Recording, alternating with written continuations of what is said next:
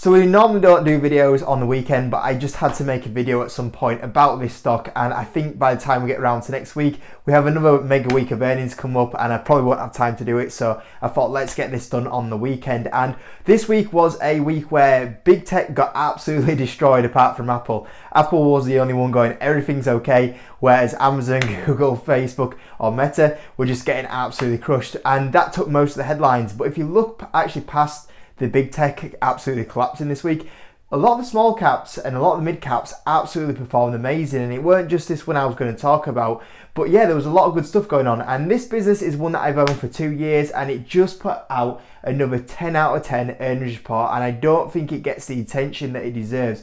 This company has performed absolutely fantastic over these last 2 years. So we're going to have a look at these earnings and how this stock is performing so well. And also the crazy thing is that even though this had a very good earnings and the stock actually performed quite well this week that's just gone, I actually still think this is quite a cheap stock as well. So yeah, hope you enjoyed the video. Smash the like button if you're new around here, subscribe, and we'll take a look at what's going on with this stock and its amazing earnings. And just to let you know, if you're on the Patreon, I did drop this exclusive video, which is a stock request where you guys on Discord vote for me to take a look at 3 stocks, one of them being Airtel Africa, Pets at Home and ChargePoint. So if you're on the Patreon, check that video out. If you do want to join, link is in the description. I'll also be posting a review of earnings or complete earnings from last week. I've just got Pinterest and Shopify's conference calls to go through, and that video should be up for you guys. To join that, the link is in the description. £5 a month, Discord as well, live buy and sell alerts. I think it's pretty good value for what I try to put on there. But let's get stuck onto this stock that's on absolutely fire, and it's a stock that I own, which is Inmode.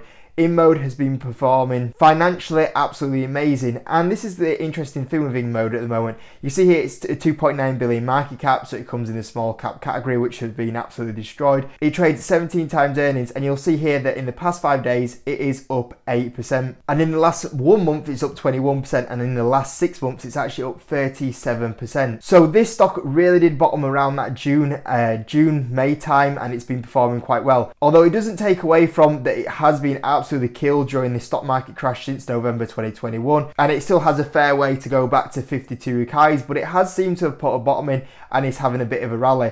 Personally for me, I'm currently up 100% on this stock, but I do generally think that we should see this stock pushing back towards 52-week highs within the next 12-24 months, because this stock has been amazing, the financials have been amazing, and I still think it's a cheap valuation, which we'll talk about in a little bit. So Inmode reported its Q3 earnings this week, and they were absolutely fantastic. Now we did get preliminary earnings from these guys. So preliminary earnings are normally where the company or the business comes out and goes, things are going to be really bad and it's worse than what you guys are expecting, or things are really good and it's a lot better than what you're expecting. Inmode's been doing this for a very long time, and once again they came out on preliminary earnings and said it's absolutely fantastic, we're going to be way above estimates. And then we've got the full numbers out here on the 27th of October, and once again they were absolutely fantastic. So we had an EPS B of 0.08, so that was EPS of 0.66.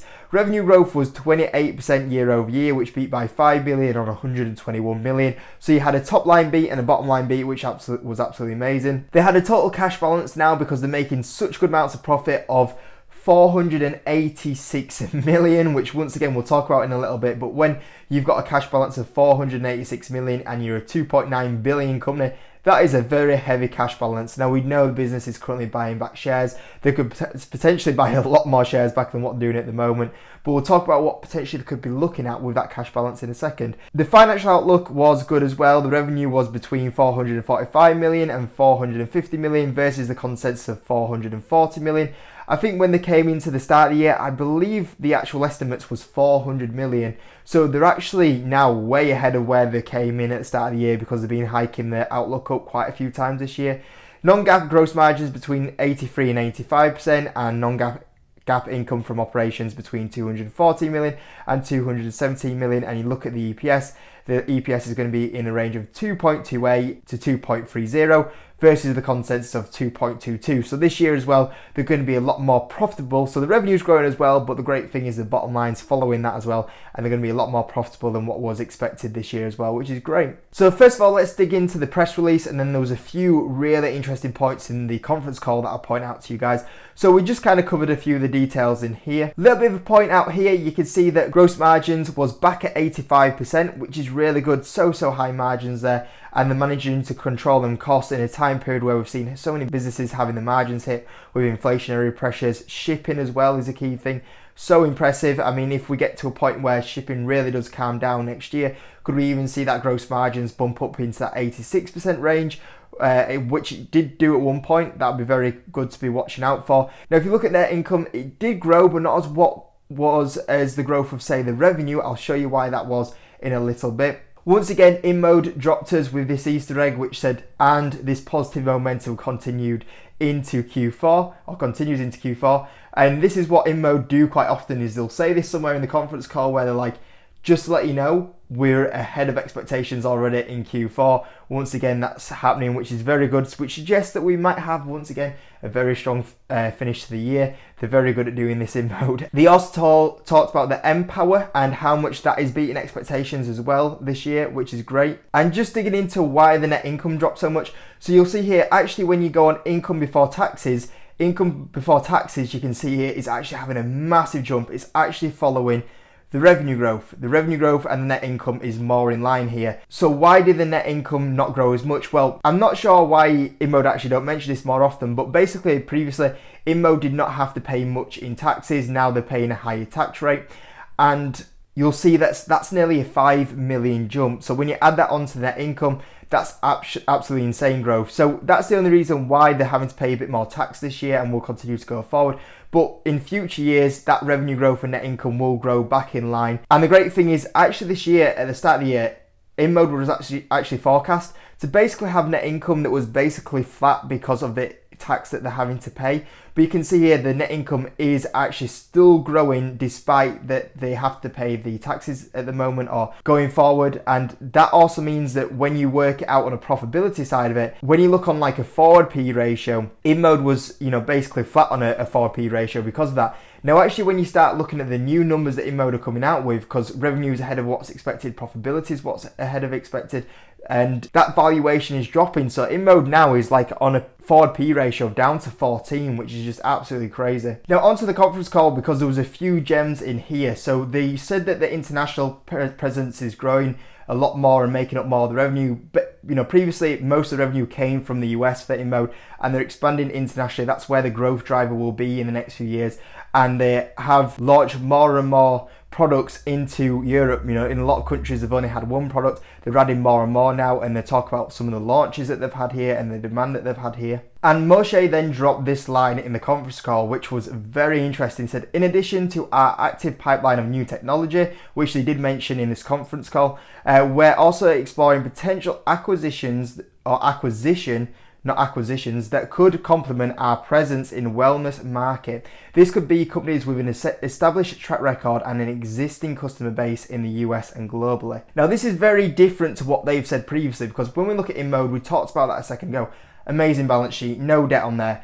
What's the cash they're sitting on? Over 400 million in cash, and they are buying back shares at the moment. But that cash balance is really heavy now on the business, and it's what do you do with that cash pile? Now, the big thing is obviously an acquisition that still keeps up good growth, helps the gross margins, move into areas that they're potentially not in with the coverage that they have at the moment, and looking for an acquisition. Now, the word in here says that they are exploring a potential acquisition. It seems like to me that previously they've said we've not identified anyone. This suggests to me that they could have potentially recently identified someone and are currently going through talks of potentially doing that. So I would not be too surprised to see if we a press release from Inmode in the coming 6 months of potentially an acquisition that they've made. So we'll see who that could be. But the thing is, this is actually a really good time for Inmode to make an acquisition, because they're performing amazing. They've got a very heavy cash balance, and what has happened to a lot of wellness companies at the moment, a lot of health and wellness companies, look at T-Doc, it's, you know, down over 80%, 90%. Look at Hims, that's performed absolutely amazing. That stock's still down massive amounts as well at the moment. If you look at like GoodRx, that's down massive amounts at the moment. So there's a lot of stocks in this area they've lost loads of value, and they could actually pick up a very good bargain at the moment. Now, I don't know who that would be. We were speculating on the Discord the other day. Imagine if it was Inmode and Hims combined. What a business that would be. I don't think that would happen though, because obviously Hims is still like nearly a 1 billion company, so that would be a big, a big acquisition for Inmode. And I don't think Andrew Dunham would sell HIMS, but that would be absolutely amazing. But back to the point is that there's a lot of good opportunities out here because there's a lot of stocks that have lost, or businesses that have lost, massive amounts of valuation.